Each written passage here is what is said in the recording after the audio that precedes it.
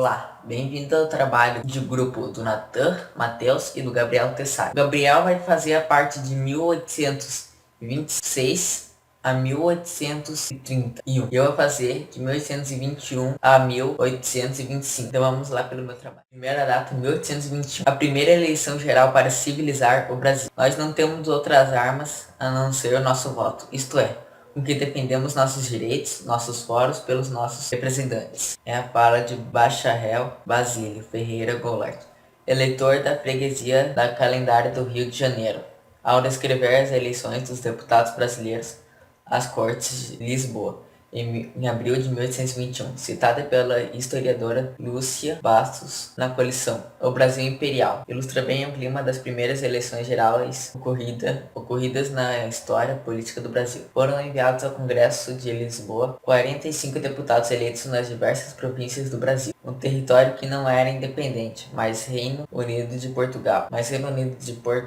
E a Algarves é sede da monarquia portuguesa desde 1808. Quando a família real transferiu-se para o Rio de Janeiro, fugindo da invasão napoleônica na Península Ibérica. O objetivo disso tudo era submeter a monarquia portuguesa a uma constituição que assegurasse a autoridade do rei, limites ao poder local, que na América abrigava os mandões e grandões proprietários. A proposta também era inaugurar um novo pacto político que garantisse a sobrevivência da monarquia portuguesa em crise desde que a Revolução Francesa de 1789, quase meio século antes, difundiu o liberalismo na Europa e fez ecoar em todo o mundo as ideias de liberdade, contrato social, constituição, representação, nação e soberania, entre muitas outras coisas. Resumindo, Portugal veio para cá, tentou criar uma constituição pelo voto, como falei primeiro. E o que aconteceu? Eles só tentaram fazer isso para continuar a monarquia no poder.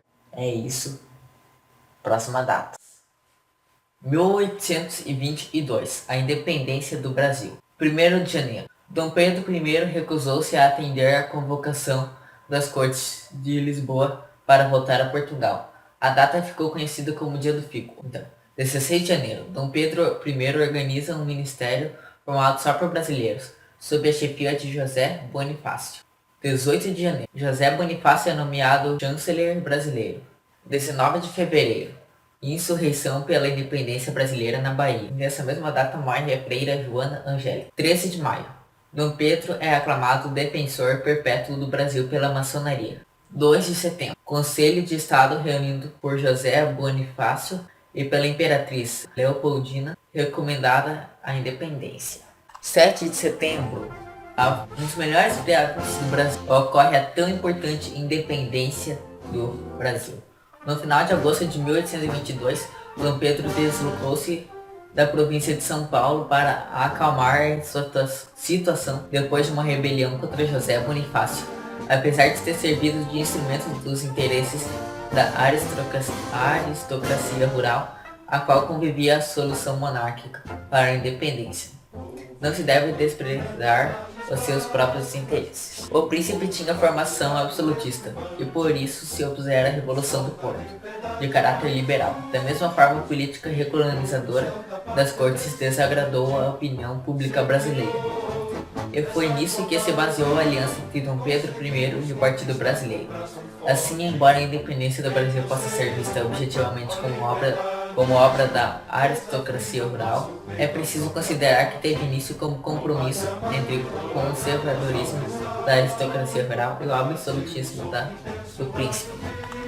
Em 7 de setembro, ao voltar de Santos parado às margens do riacho Ipiranga, Dom Pedro recebeu uma carta com ordens de seu pai para que voltasse a Portugal. Se submetendo ao rei e às cortes, vieram junto outras duas cartas. Uma de José Bonifácio, que aconselhava Dom Pedro a romper com Portugal, e outra da esposa, Maria Leopoldina de Áustria, apoiando a decisão do ministro e advertido: o pão está maduro, colhe já, senão apodrece. Impelido pelas circunstâncias, Dom Pedro pronunciou a famosa frase: independência ou morte, rompendo os laços de união política com Portugal. E 12 de outubro, Dom Pedro é aclamado imperador do Brasil, um quadro de monarquia constitucional. Ele foi ainda coroado em igrejas e tal, Mas é isso. Espero que tenham gostado. Agora fique com o resto pelo Gabriel. Esse só foi o principal. Agora fique com o resto que o Gabriel vai falar. Faleceu.